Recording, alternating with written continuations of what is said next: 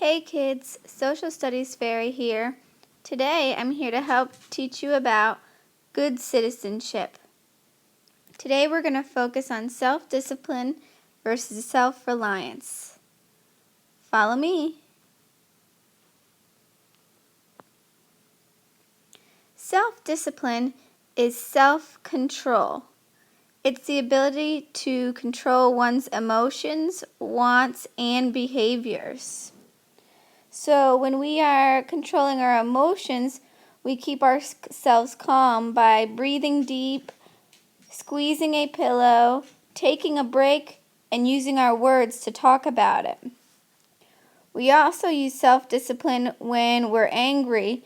We remember not to hurt others, don't say mean things, and we don't ruin things either. That's controlling our emotions.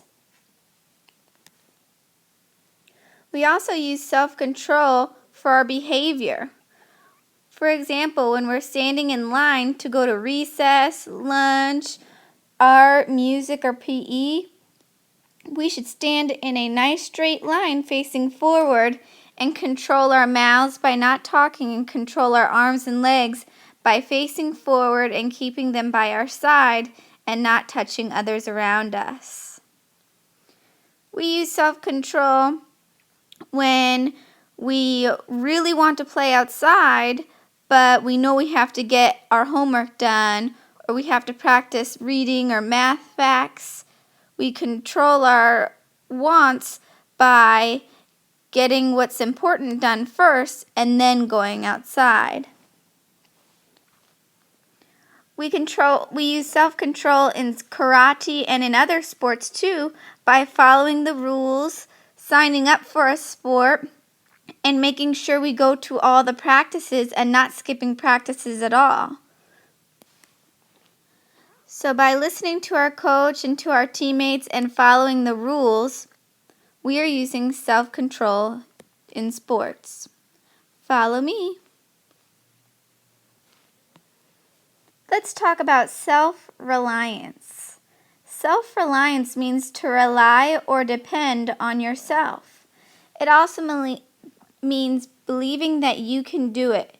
You have to believe in yourself and tell yourself, I can do it. Self-reliance means you're relying on yourself to make the right choice.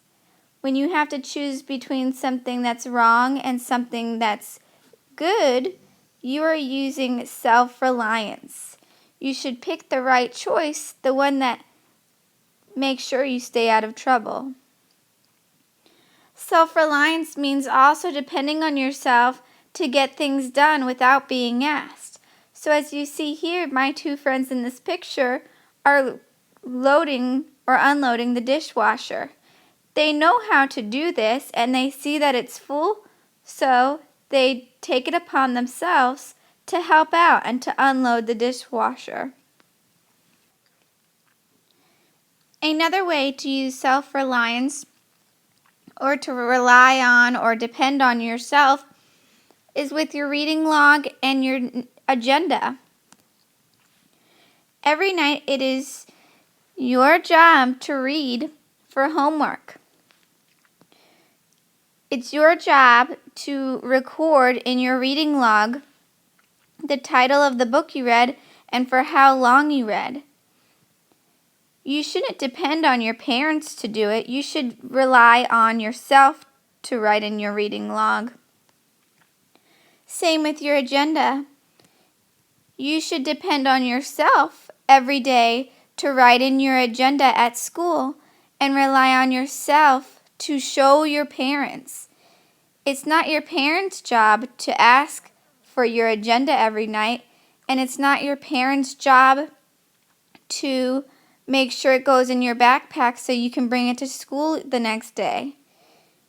You should rely on or depend on yourself. You know how to write in your agenda, and you know what to do with it. You should depend on yourself to pack it every night to bring it to school the next day. Remember, self-reliance means depending on yourself. You can do it.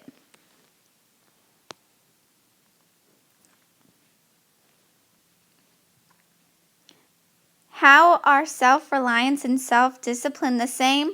Well, they both show how to be a good citizen.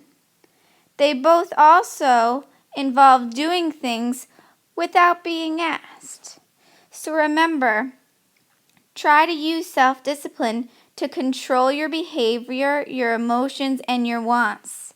Use self-reliance to depend on yourself to get things done. I hope you enjoyed learning about self-reliance and self-discipline. Now, practice using it. Bye!